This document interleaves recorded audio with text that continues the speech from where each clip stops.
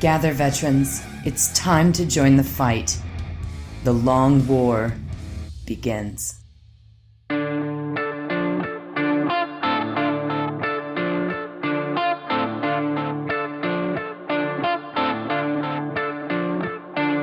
This is The Long War. I'm Robbie B, and joining me once again are my partners in crime, Kenny Boucher, and we have a special guest, Wyatt Turk from Jacket Club's Painting on Twitch. What's up, guys? Yo, dog, great to be here. What's up, man? How's it going? I guess I should have said Twitch and YouTube. All the tubes. Yeah. Jacket Club's on all the tubes. Just Google it. Yeah. You'll find it. Google Jack on Tube. Don't go to that one. Don't go to that one. We already had to Jack's Tubes. Yes, we already had to ban one porn bot in here. We don't need to do it in the actual podcast. No, I'm just kidding. So obviously we're being joined tonight by a good friend, Wyatt Turk. This guy has been behind the scenes for a long time. If you guys are only just hearing him for the first time, just know that he's been on our stream team, X-Men Gold team, holding it down for the Long War stream team over on Twitch, doing miniature painting content, just thugging it out. Also, Haspil's not here tonight.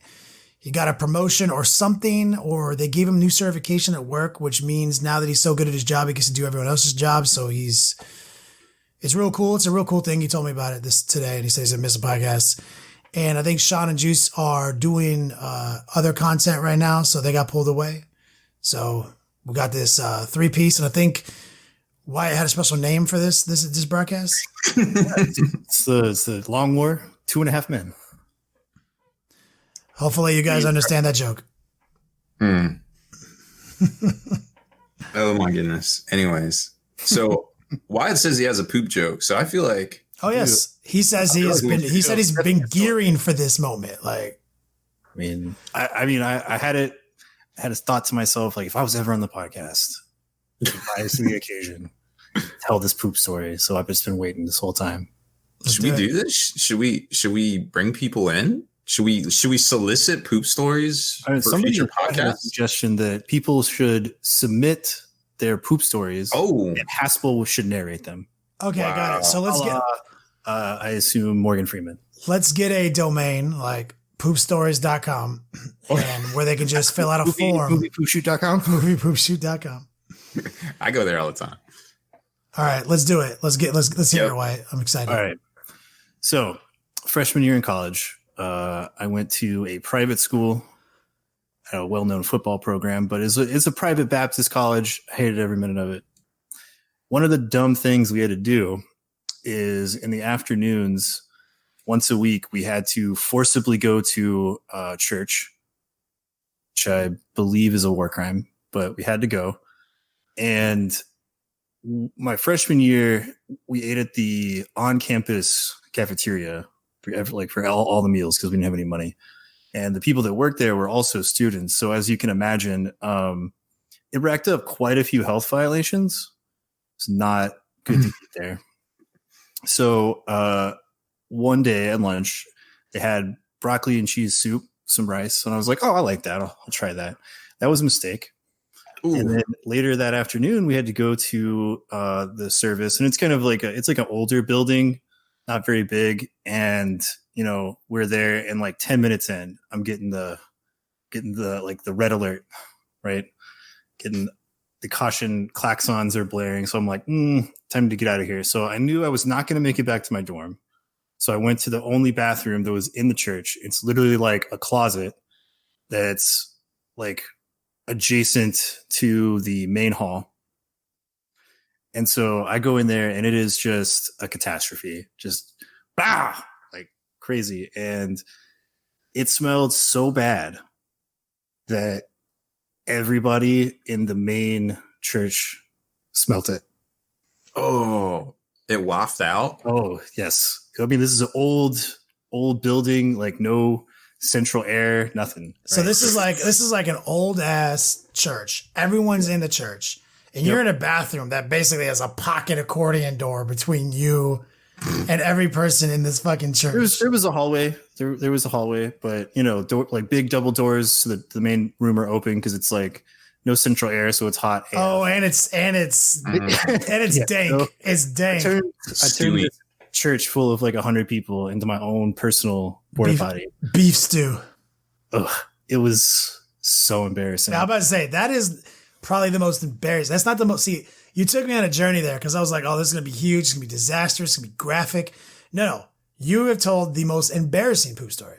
Yeah. Mm-hmm. So I mean, like I had to walk out of there, head held high, and sit back down for the remaining like half an hour of the service, knowing that everybody knew you just fucking ruined church. Yep. Damn, that is the most terrifying poop story. Honestly, that is. It's not like, oh, I shit my pants and I had to throw my pants away or something. This is like, no, like everyone judged me for another half an hour and I couldn't do anything about it. Oh yeah, it was the worst. What to say? That's traumatizing. That's like actual. Like you could at some point in your life end up in therapy and then like have forgotten that story and then they finally get it out of you and they're like, yeah, this is everything right here. You're like, what do you mean? They're like, everything that you're in therapy for the last 4 years comes down to this poop story. I'll say this, like part of it was kind of embarrassing. The only saving grace was that like there was a number of people that were like in front of so I got up and then there was like half of the people didn't even see who it was that got up. But like everybody knew. It's like if somebody just like goes wild in an airplane bathroom, like, somebody went to the front of the plane and just absolutely destroyed it because you're locked in that tube of recycled air. Like everybody knows something happened, but only like maybe 20 people knew that it was me. And, like we're 18, there's a bunch of people I played on the football team with there as well. And like, there was some high fives made that made me feel a little bit better. That was a good one. Yeah, that was the worst. Dude, when you get high fives out of a BM, it was a good one. Yeah. There ain't nothing you can. That actually, I'm glad you told that story. Thank you. Our first guest poop story. Honored to tell everybody. That actually reminded me of two separate stories that I'm going to use in the near future. I didn't know it was possible I could have more stories, but boom, it's happening. Oh yeah. We'll save those for another day. Maybe we'll turn it. Apparently chat is saying that poopstories.com is taken, so nobody go there. Unfortunately. You cannot submit a poop story to us via poopstories.com. Somebody said, I think Knock Knock Who's There said, don't judge lest thee be judged in response to your poop story. It's a good one. That's good. That is a good one. Topical. It's meta. I like it. Yep. I like another one that was like, abandon all hope, ye who enter here. That's good. So Wyatt Turk, ladies and gentlemen, on his first and his inaugural appearance on the Long War Podcast with a solid poop story. I give it 5 out of 5 blown beeholes. So now whenever anybody comes on the podcast, you got to be like, yo, you got to get a poop story. Prepare. You're going to have to tell one. You know who had a good poop story? Life After Cover Save, Robo Ed, when I was on his podcast last year. They're on their podcast. He had a good one. If you guys want to go back in their archives, listen to it. It's real good. Speaking of Life After Cover Save, they put out the podcast from our panel at LVO. Yeah, that's right. Yeah, that's out right now. I think we got a post written up introducing folks to them if they didn't already hear about them. And it was a great panel. There was a bunch of folks on it. My mic was actually out. But as Kenny will tell you, there's a lot of bass in my voice, so it was picked up from the other mics. So I sound very distant. I noticed that both you and I sounded like garbage. No, you sounded good. Everybody sounded good except for me. That's right. I'm pretty sure. We shared mics. That's right. Was that what it was? That's what it was. Yeah, that's what Blake said. He's like, you shared mics. I was like, you sure it just wasn't out? And he's like, I don't know. I was like, I don't know either. It was out. Therefore, we shared mics. Oh, okay. Yep. Gotcha. Well, anyway, so check them out. Life After Cover Save. Legit. No doubt. It's been I know there's been some developments. Oh, we need a dick joke now. I don't know if we have any. Like, I ain't got one. we're operating on a skeleton crew tonight, so be grateful we got one good poop story. with two new inspired by real life actual events for the future. I guess we can do the run right into Tabletop Market Watch. We'll do previews and predictions because we got a lot of stuff coming out, and then we got a lot of previews from the past. It's Wednesday right now, so the last 5 days has been chock full of them. Plus, we have a lot more news on the way, I'm sure, from Warhammer Fest this weekend, which will be pretty exciting, I feel like. So on deck for pre-order this week, also coming out this week, if you're lucky enough to find it, if you're into Age of Sigmar, Loon Curse will be hitting store shelves, $160 box. It features the Boomspite Gits and the Sylvaneth. You get the Arch Revenant and a Loon Boss on Cave Squig in there, $160 retail, and that gets you about $300 in actual retail value in it. They just sold out right now on GW's site. No word if they will be coming back. Carrion Empire, similar deal for Age of Sigmar, sold out, hasn't been back since. So if you're looking at either of those armies or splitting it with a friend, now is the time to do it because it won't be around for very long.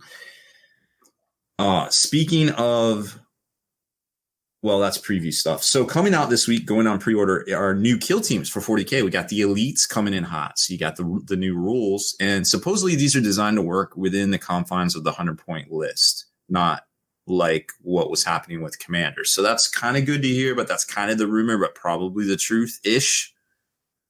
Not exactly sure quite yet. So there will be 3 new war bands or teams, whatever. What do they even call them in that? I guess they're teams, war bands. I don't know. Whatever they are, 3 new box sets with duders in them coming out. Are we still talking about Kill Team? Yeah. Are they called Kill Teams? Yes, probably.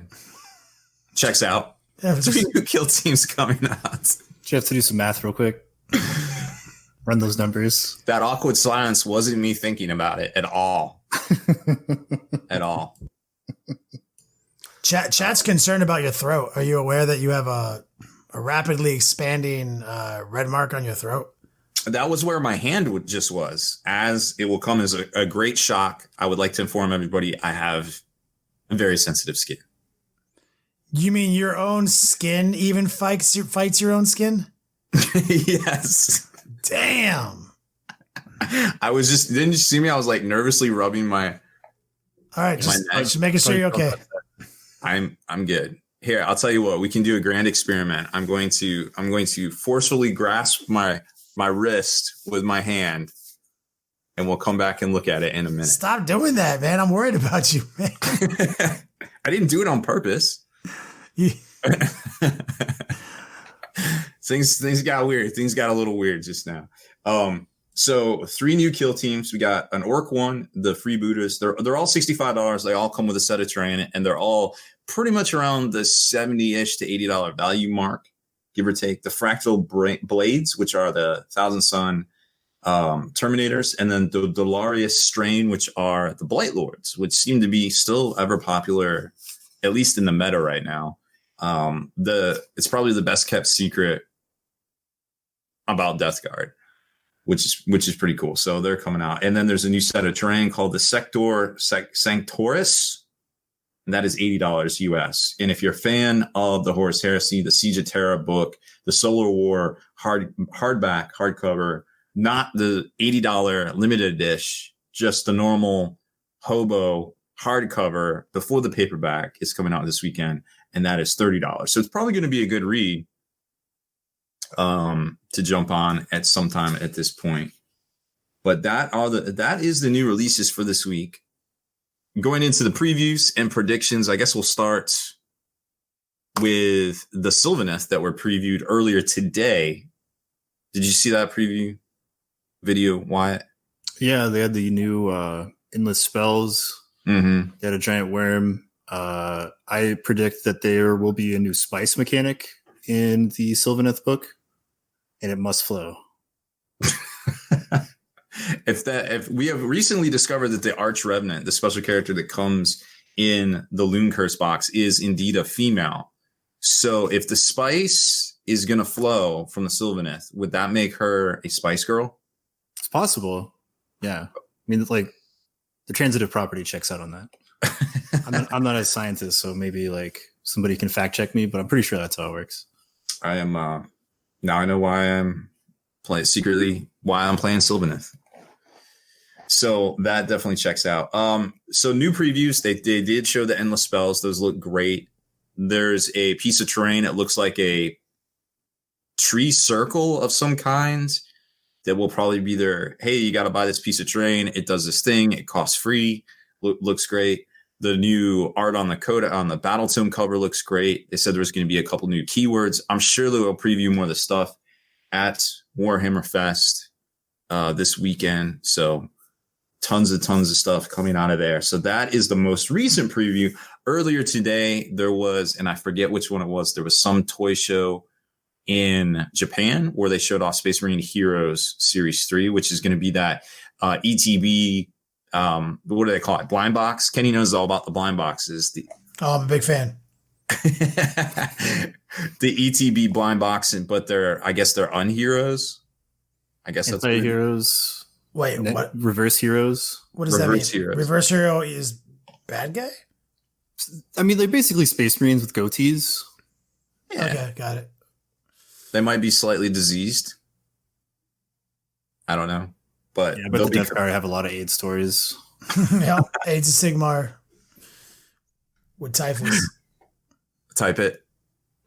Don't type it. Don't do that. Don't accidentally write game AIDS as AIDS by accident for 4 years. 4 years. Apparently, there's an E in there. Who knew? No, I can't believe for like 4 years nobody was like, wait, what? It doesn't look wrong. No, it doesn't. It doesn't even get picked up by any spell checks or anything. And I feel like the English, the Queen's English version of it is spelt that way. I'm actually not sure, but either way, I started spelling it correctly from there on. From there on in. But what can you do? It's not like anyone accidentally wrote an article that simply had the word dick repeated 50,000 times. That never happened either. No, we don't have these problems. These are first world publishing problems that would never happen in the automated world of today. So let's see. That is today's preview. So what else happened? What else happened recently? So over the weekend, we had the Australian Championships, and they flew somebody Warhammer community down to Australia to do a series of previews. There was, I don't know. Do you think they showed the video of the two Admech guys talking back and forth, Wyatt? That one was not listed. I think that was a little bit earlier. The ones they showed were the Chaos Knight animatic, as well as a hype trailer for one of the Warcry bands that are the Ever-Chosen. Very cool. They know what's best in life. Mm-hmm. Yep. And I think there was, that stuff all looked great. I'm hyped for if we get Heretic Knights. I think that would be pretty neat. A codex and some upgrade sprues. And a thing to remember too is right about, what was it, June of last year, we got the Knight Codex. That's like right when that dropped. Wait, you're talking about Renegade Knight Codex? Oof. Possibly. They didn't really come out and say. Is Chaos going to get an easy button? I'm sure they will be looking to avoid a similar Castellan issue going forward. I would be happy with literally just copy and pasting that codex into our new codex. Oh, they got to do some chaos flair. You could just I can chaosify anything as an explanation. I think so. I mean, GW tends to take exceptional, pay exceptional detail to anything Chaos, Renegade, or Heretic, because in theory, while, there's a lot of Space Marines out there in pop culture, there really isn't any Chaos Space Marines. It's more of their specific IP and stuff that they could claim at some point. So they really try to develop that, even if it might not make any sense competitively or fluff wise. They really seem to put a lot of time and detail into it. At least it's not just like, here's some Space Marine stuff and it's Ultramarines, which I guess brings us to the next point: the Iron Father preview. Wilford Brimley. Yo, he's one of my favorite actors, and he's going to be in a Space Marine thing. That's awesome. A Primaris, Wilford Brimley. Man, is he still alive? Did he finally figure out a way to get over the diabetes? And it's to enter the Primaris Rubicon.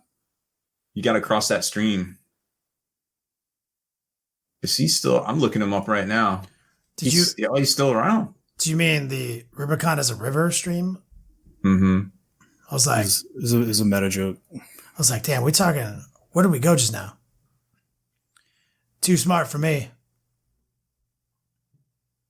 Let's see. He was born. He's 84. Wow. All right. Well, good for him. Good for old Wilford. Good for him continuing to exist. Yeah. Yeah, for still being around. Still being relevant and doing stuff. Getting in the tech marine harnesses and things. I like that model. I personally think it's pretty legit. I do think it's cool.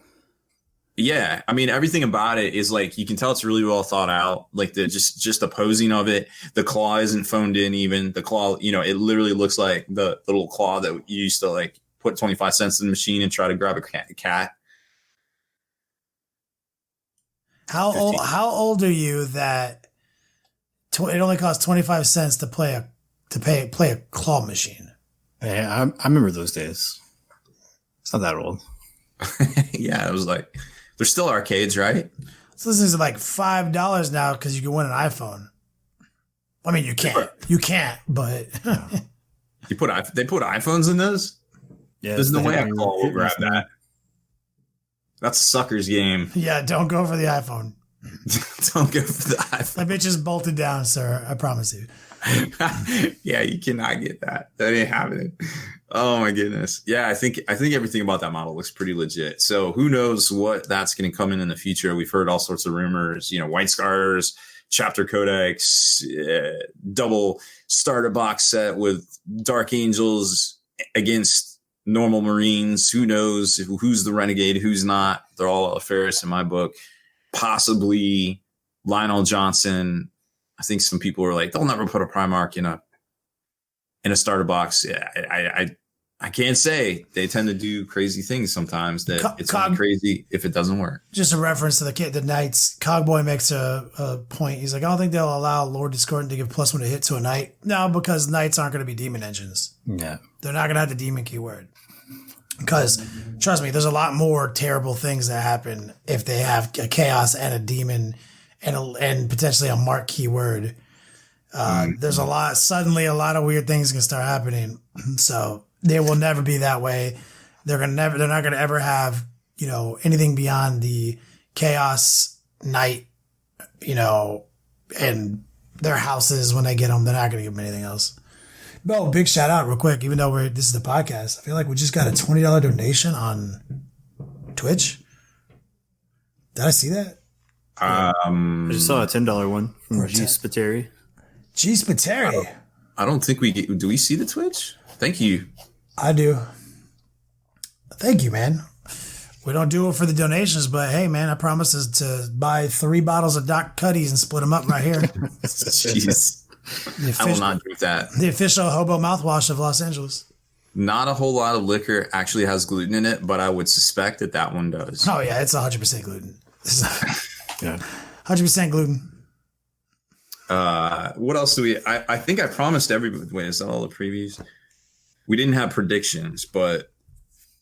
Okay, so that concludes... So that is the end of the preview section. Now, I did promise everybody an age profile story. So I had to go to a wedding this weekend, and I got the hotel room, did everything online like a normal person. And one of the things about this particular hotel is like, you can check in on your phone. You can use this app, and you don't even have to see the person at the front. So like, they're cutting out the people at the front now. And they're like, here's your room. Just go up there, turn your Bluetooth on, put your phone next to the door. It's going to open it. I was like, this will never work. So never in the history of ever. So we go up to the room, boop, doesn't work. It's like, nah, hold it closer. I'm like, boop. And it's like, let's try it again. And I'm like, okay, boop. No, not happening. So I'm like, all right, let me go downstairs. So I go downstairs, and they're like, hey, can we help you? I'm like, absolutely. I was like, sorry to bother you, but this app here says it was going to open my door. I feel like it didn't. Can I just get like the old school cards? in my mind, I'm thinking old school cards, but really I just want to be like, give me a key. But there was a time when they actually gave out keys to hotel rooms. It's crazy. So the lady asked me for my ID. I'm like, okay, no problem. I enter my ID, and I'm watching her eyes as she's looking at my ID, and I know what part of the ID has my name and what part of my ID has my birthday. They're completely polar opposites of each other. And immediately she looks at the side of the ID with my birth date, and she kind of looks at it, and then you see the gears grinding in her head a little bit, and she's like, and I almost feel like she's like, you couldn't have just hit me with you were born exactly 21 years ago fake ID. You hit me up with the you were born 58 years ago ID. So she's like trying to figure out, she's like, I can't do the math on this. What? And like, I didn't want to like, ask him how old he was. But I know that this number here means he's definitely older than is required. So what do I do? Okay, I'm just going to give it back to him and say thank you. And that's what she did. And like, literally I saw it all happening in her face. And she's like, absolutely, let me get you those keys. And I was like, thank you. She just couldn't do the math. It was too big. She was like, fuck, how am I supposed to ask him how old he is and even know if he's right? Like, it's at some point in there, it like flashed in her mind, like if I was older or younger than her, and it didn't make sense also. And then, so then she continued on her flow chart, and I kind of felt bad. She just asked, I would have been like, yeah, whatever, I mean, it's fair. You still have that janky ass DC license? I have all sorts of licenses actually. Because that one is hard to look at because it looks fake anyway. The Virginia ID does look fake, and whenever I go to New York, the people in New York say my Virginia ID is fake, and the people in Virginia always said my New York ID is fake. And now nobody questions anything in North Carolina. They're just like, whatever. Those New York IDs are like flimsy AF. I had a friend who had hers, and first time I saw it, I was like, that looks fake as shit. Yeah. The chat's cracking me up. They thought you were the kid from Home Alone. Nice. Rob was wearing a trench coat and wobbled like he was two kids. That's the best one. Ah, yes. It's so good. Yeah, so that was my... Did you get out of there without buying a timeshare? I did. We did. My buddy whose wedding was stayed in a timeshare. He was telling me all about it. He was like telling me how to game the timeshare system. Actually, there is no such thing. Nope. Do not take that as advice. That was a sales pitch. So the guy made that dude think that he was gaming the system when in fact he was the one being gamed. Yeah, he was. It's so he doesn't experience buyer's remorse. Is why he was explaining to you why it's a good deal. Oh yeah, it is not solid investment advice. I mean, or he's a part of a Ponzi fucking timeshare scheme, and he's trying to sell you a piece of his timeshare. Well, I know it's already got something going against it, because when we went down, they actually had their wedding on the beach, and it was very nice. But we all got down there. We only spent like 20 minutes on the beach. Let's be real. I can't go on the beach. Physically can't be at a beach more than 20 minutes. I have the photographic proof. I was on a beach. Not for very long, because the shadows won't change much. But we went down there, and there's a pool, of course, right next to the beach, because that's how they roll. And it literally took long. It took longer to buy our drinks from the bar at the poolside than it did for the whole wedding. Wow. So that timeshare already has that going against it. Poor drink service. Very bad. So it is what it is right there. Previews. Predictions. What do you think we're going to see this weekend, Wyatt? I think we're going to see this weekend. Well, I made some bold predictions for Adepticon, and GD kind of shit the bed on that one. So, I mean, like, I still would very much like to see our boy Lionel L. Johnson come back. Feel like that's long overdue.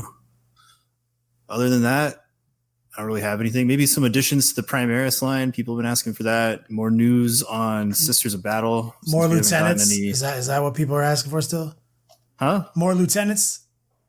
Yo, I mean, you keep making individual limited edition models. I will keep buying them. Oh, yeah. If only they were collectible. I know, right?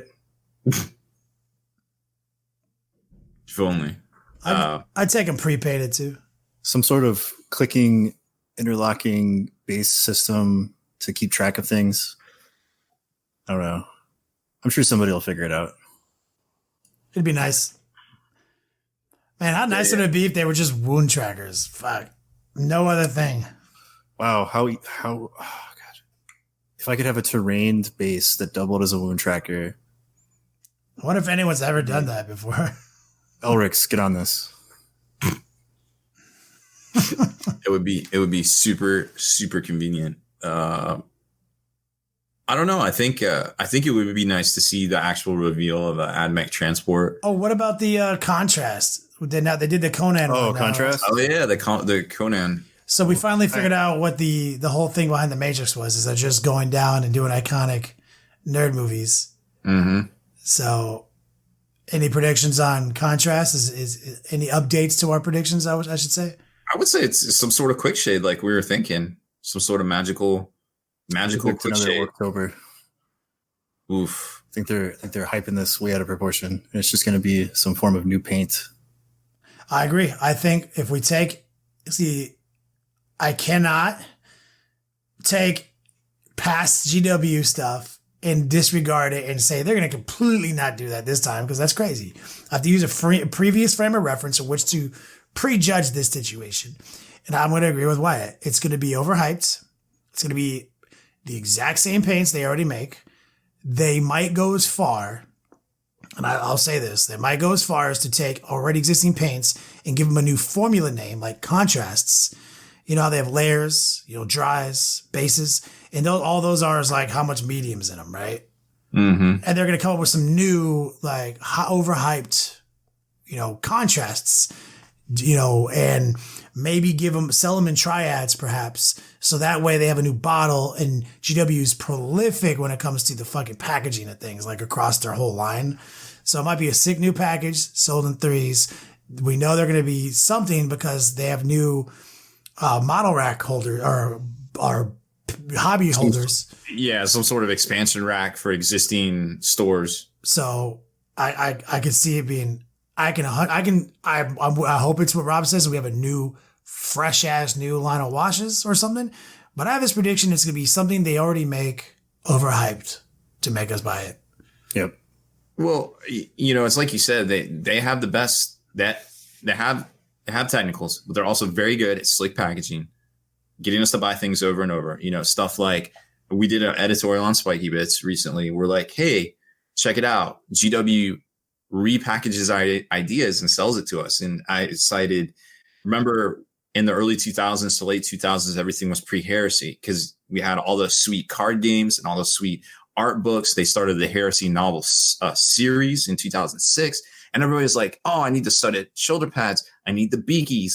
I'm going to make a pre-Heresy style army. And then in 2011, they rolled out with the Horus Heresy miniatures line, which was literally the same thing a lot of folks were doing or hobbying on for the previous 10 years, which was great. I mean, those models, the Horus Heresy model line from Forge World, amazing stuff. Then, there was that whole, what was it? True Scale Marines. They're like, Marines aren't big enough. We need to make them big enough. And people were like cutting out cardstock and putting it under their feet and putting it in their armpits and extending out their limbs and things and just making them look like they were wearing space boots and all this stuff. And lo and behold, 5-6 years later, we get Primaris. GW listens to what's out there. They see the products. They see they read the writing on the wall. And they're like, yes, we can sell that. Do it.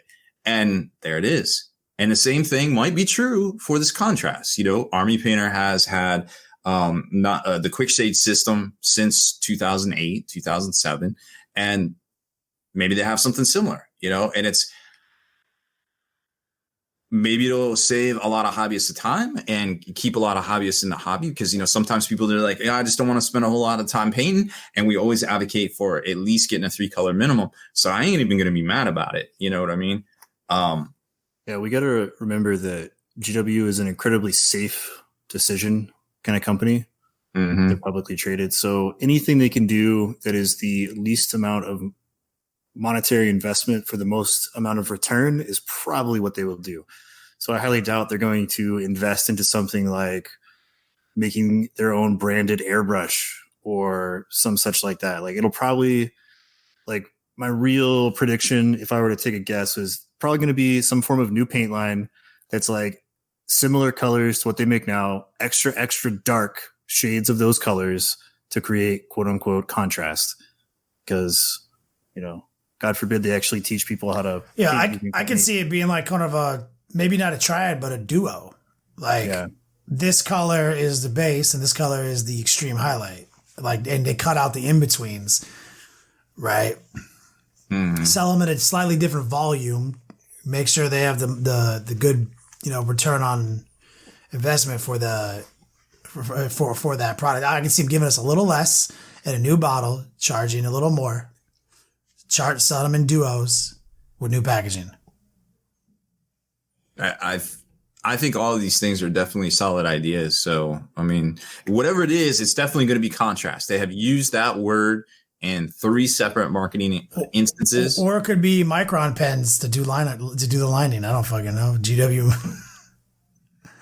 all these things are possibilities. That would be honestly sick. If it was just a whole new line of fucking dope micron pens that are official color matches of GW paints.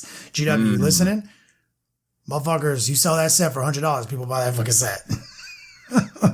I've also learned that GW has like a different logic system that they work by.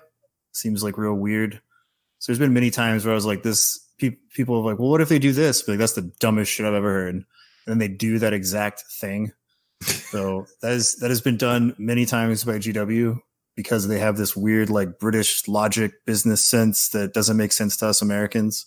So who's to say like it could be something cool. It could be something where we're just like, what? Hey, it could be a $30 model holder that everyone seems to bought 4 of. So like, I was wrong about that. Like, it's $8. The super awesome giant one that like clamps down is only $8. Yeah. What do you mean that clamps down? Like the fucking model holder they made that everyone bought. That's only $8. The little paint handles? Yeah. Yeah, they're $8. They've literally sold out like twice. Oh shit. I thought they were like $30 like everything else is. Because I bought a hobby scraper for them for $26.99. I like that one. I mean, they're the kings of overpriced garbage painting tools. So, but if you keep your receipt and you have a problem with it, they will replace it for you. Which I feel like that's a Band-Aid, not a solve to that problem. I'm just saying, there's not many people out there that can make that claim company-wide. So, you know, their customer service has always been pretty on point. Now, you know, people tend to have bones to pick with other things, which is fine. It turns out you can't please everybody all the time. And the internet always wants more, from my experience, at least. Get the fuck out of here. I just bought 16 of those model holders. Bulk ordered. And we're back. I don't know what I hope. Oh, Linear Kitty says $18 for the clamps. For the clamps? Oh, okay. The clamps. Mr. Clamps is $18. No, I mean, that's basically free. I'm going to go buy 18 of those too. Instead of 4, you're going to buy 2. Speaking free right here. It's free. That's free GW money right there. I forgot about the clamps. You got to spend money to make money, right? No, you have to spend money to save money. Save money, that's right. Yeah, that's how it works. Stay with you have to spend Yodogs to make Yodogs. That's what my girlfriend says to me all the time when she buys something on sale. Yeah. I was like, did you just spend $200 on this? She's like, yeah, but it was $100 off, so I saved this money. He's like, no, you literally spent $200. She's like, no, but I saved $100. I was like, no. It's fine. And now I'm over here doing it, so I'm like, I see your point. Nailed it. Preview wise, I don't know. I mean, I imagine they're going to come out, have something really dope, 40K. Maybe they'll elaborate on the transport. Maybe they'll elaborate on the Heretic Knights. What transport? The Skitarii AdMech thing, which we've kind of seen some of the rumor engines. At least one of them is a hatch that's similar to the AdMech Onager top hatch. What's the over-under on them points costing it to be completely unusable, like they did with the work buggies? Near 100%. Yeah. checks out. But recently they put out the Lord Discordant at a very playable point level. So who knows? I kind of feel like the Lord Discordant at 160 is like a direct learning experience. Oh my God. Now that I say it, 160, think about those orc buggies again. Mm-hmm. Yeah. Telling me. And people are feeling the Lord Discordant in multiples, as a matter of fact. Lord Discordant at 160. What's the, like, and most of the orc buggies are like 145. Kenny, we both know that they're not going to cross-reference how many points somebody made the Lord Discordant when they come out with this transport from Mechanicus, and it's going to be dumb.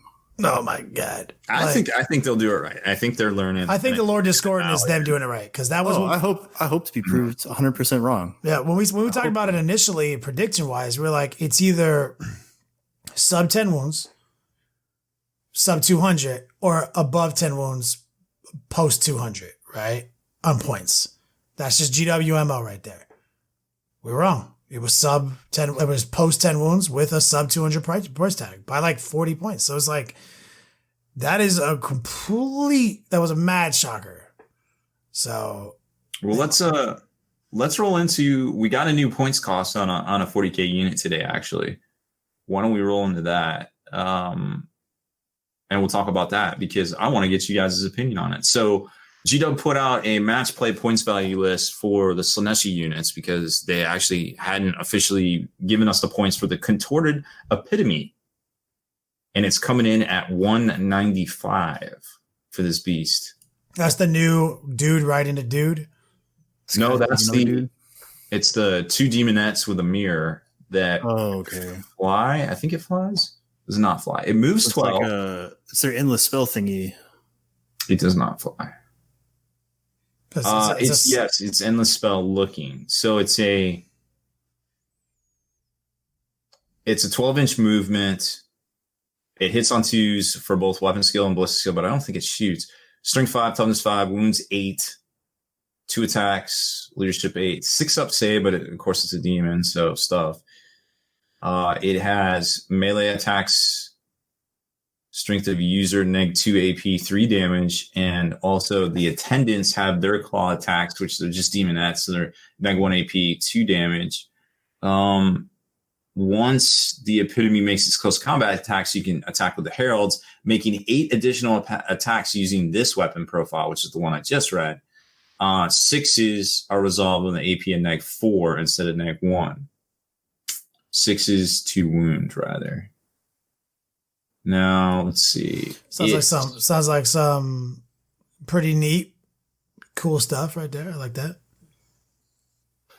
So you add 1. So it has the locus basically of Slaanesh. So you add 1 of this. And this is a 40K model, or I just say yes. Well, it's both. Okay, so I like anything in 40K. I like the more things in 40K that are like the mount guy fights, the person fights. I love that narratively. I like it when it has a lot more character in it, like they've been doing lately. Like with the Lord Discordant, to bring him up again, the new dude on a dude on a dude. That makes me happy. You know, I'd play that. If I was playing some Slaanesh demons, I'd be in my shit right there. Well, here's the thing is, so it adds 1 to psychic tests and denied a wish tests taken for this model. Oh, and this model can have spells too. I forgot about that. Let's see. Roll a d6 each time the model suffers a mortal wound. On a 2-up, it's ignored. Wait, period? Okay. Or from psychic tests? No, roll 1d6 each time this model suffers a mortal wound. On a 2-up, that mortal wound is ignored. Holy shit. Wow. And I think it does something too. So add 1 to psychic test and deny the witch test taken for this model. Gives out the strength 1 buff, which could get your Slaaneshi models, if I'm not mistaken, pretty. It's +1. It's buffed. No, you can't double buff. No, I mean, isn't there another thing that gives them +1 strength, or am I mistaken? All herald. That's what heralds all have it. The locus. And the locus is worded appropriately to where it doesn't stack. So like. And here's the thing that I think is most curious about it, or maybe the most effective part, minus the mortal wound, which is just defensive. Horrible fascination. If an enemy unit within 6 of any models with this ability is chosen to fall back, your opponent must first roll 3d6. This unit can only fall back if the total is less than the highest leadership characteristic of the unit. That's been common. That's been showing up. Yeah. So that one's pretty that one's pretty huge.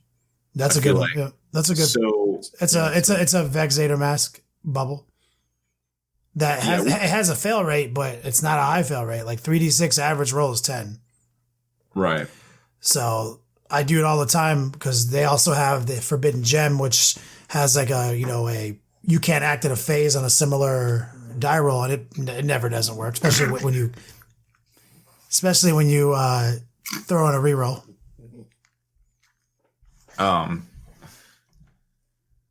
It knows smite and can have 2 psychic powers, so it can do some work. Is it worth 195?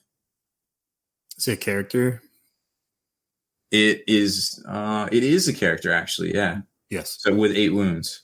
Yeah, that seems pretty legit.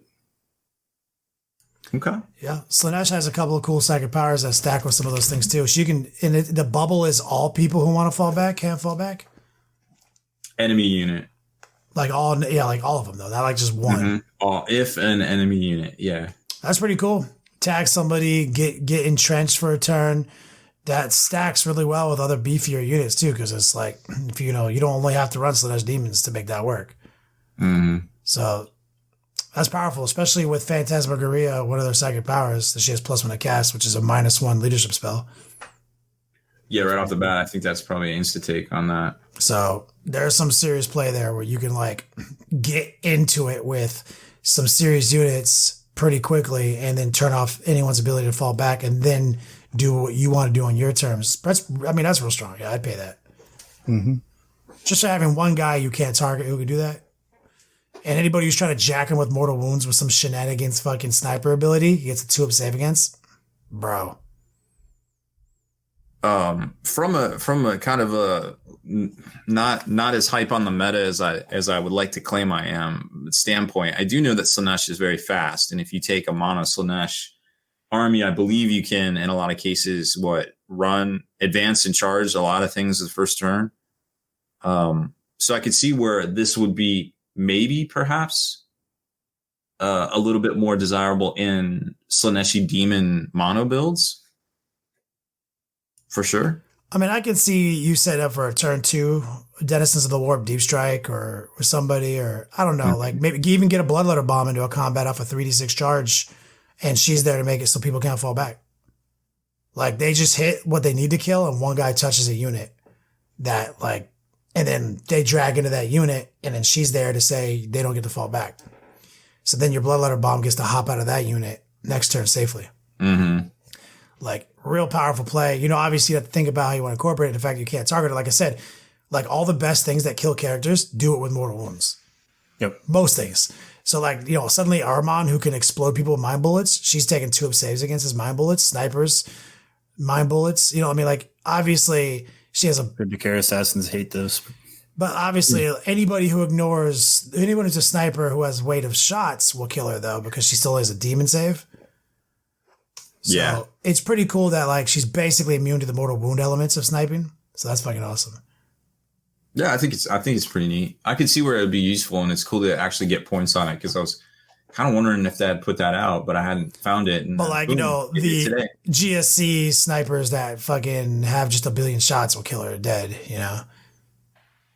I think that might be what they're designed for. And even 15 scouts might kill her. Because they're also regular straight 4 shots on top of their wound. Well, she was a decent toughness, but it doesn't really matter. T4? T4, yeah. Right? I think so. No, was it? I thought it was T6. Maybe I'm mistaken. Is she T6? Give me that stat. Let me double check. 5. T5? That's much better. Yeah, this is fucking solid. She has a really aggressive set of rules, which is why she's 190.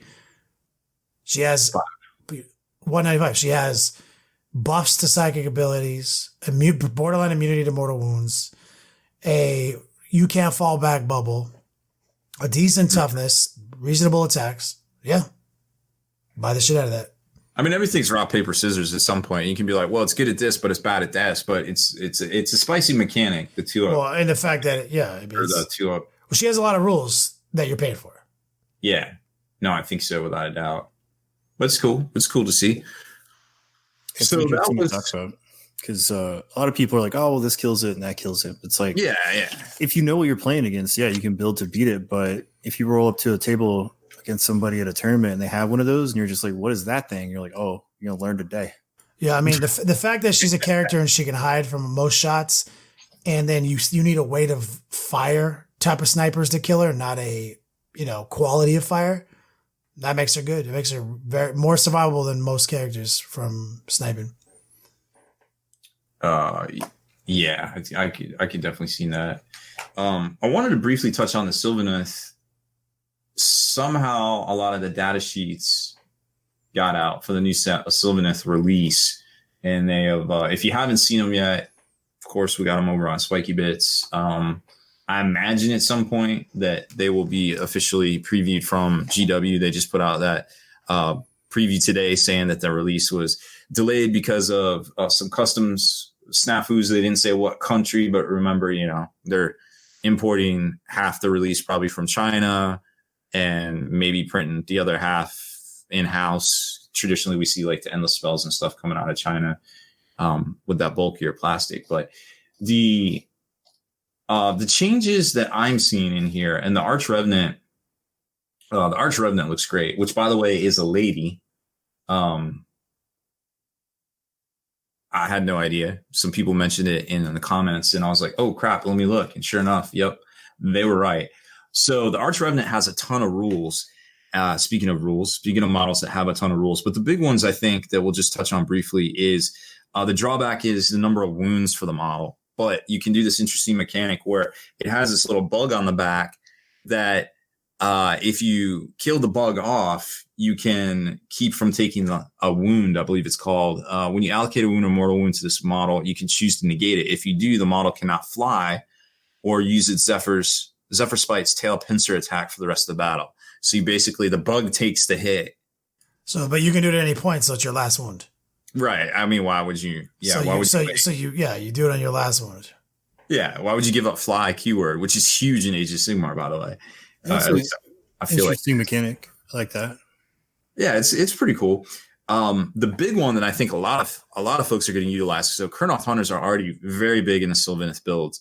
Those are the middle-sized tree men that are kind of new. You've never seen them before the Sylvaneth. Yeah, they're fucking awesome. Yeah, they are really neat.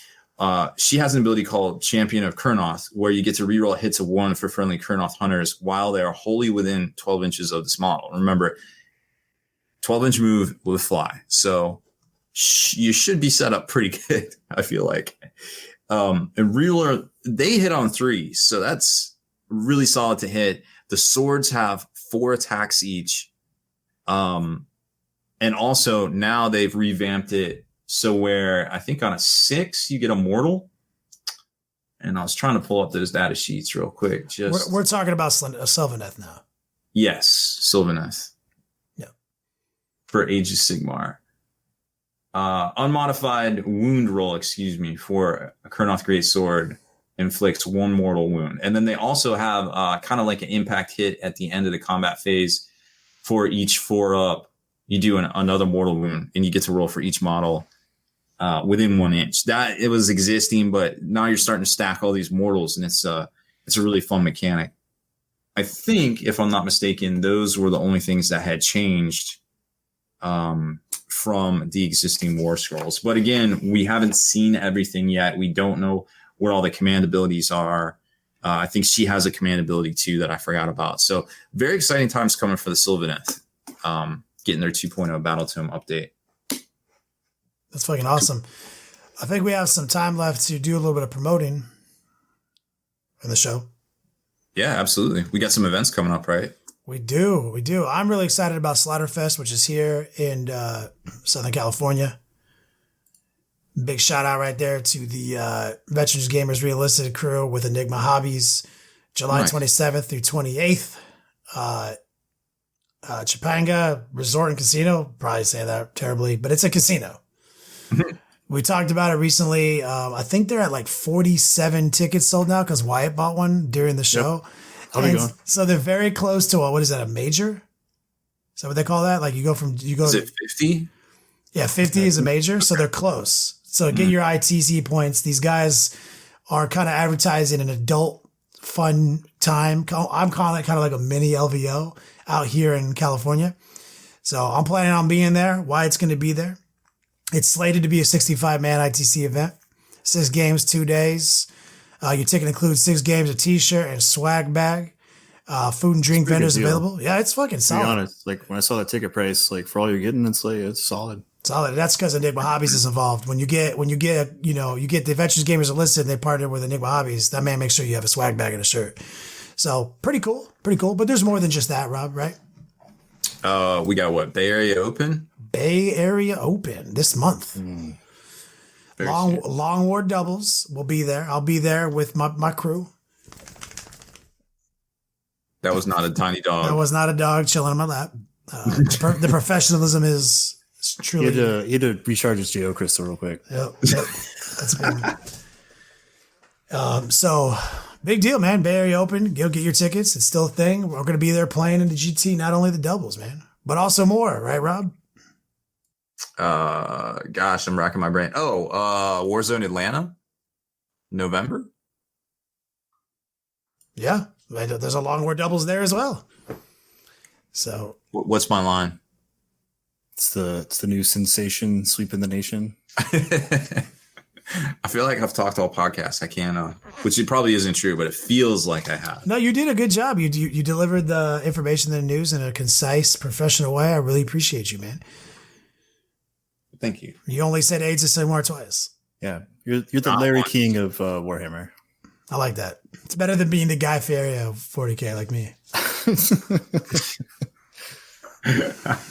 Well, lots of events that you can partake in. Grab a friend, buy some tickets, show up, have a blast. I feel like these are all good things. Oh yeah, it's what I tell everyone who's jumping into this hobby. What you want to get, this is what you aim for. Like even though if you're at a place where you're like, I just like building the models or hobbying or hanging out with my friends, me too. And then eventually I wanted a little bit more and a little bit more. And now the only way to get my fix is go to these events, hang out with my friends, party, do a little drinking, do a little winning.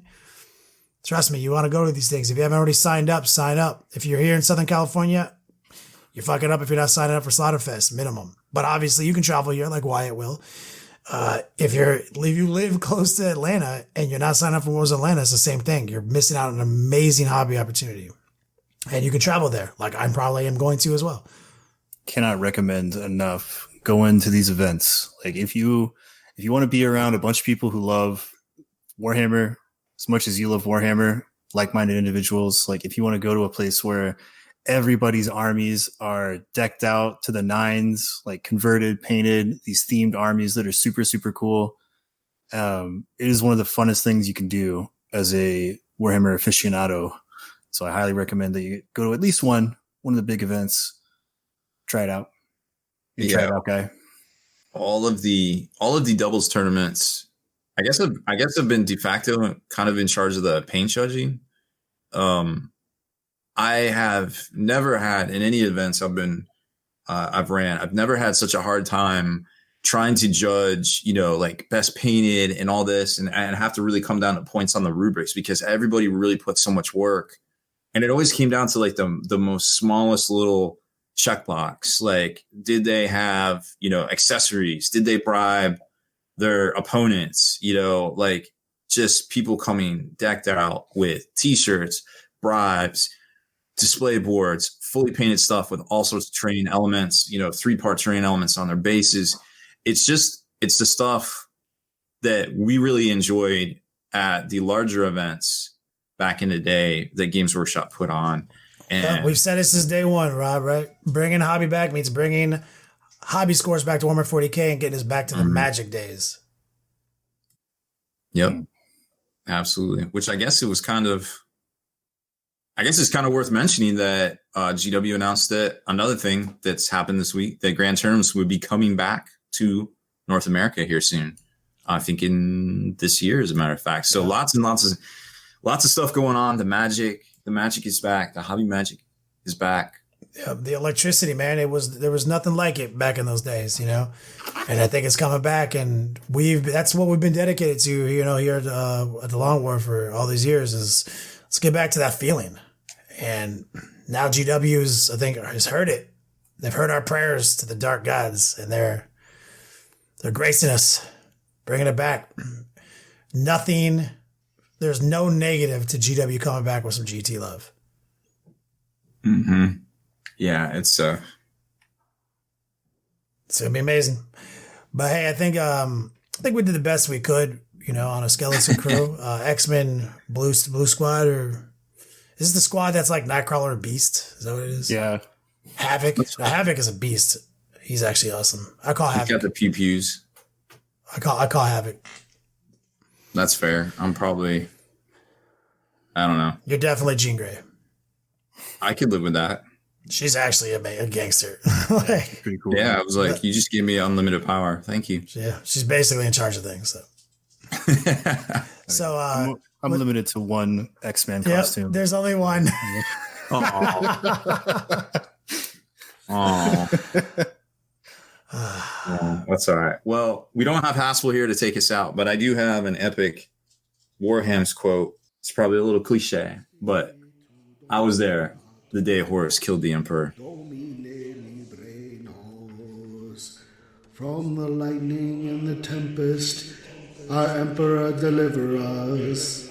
From plague, deceit, temptation, and war, our Emperor deliver us. From the scourge of the Kraken, our Emperor deliver us. From the blasphemy of the fallen, our Emperor deliver us. From the beginning of the demons, our Emperor deliver us. From the curse of the mutant, our Emperor deliver us. A morte perpetua, Domine libre nos.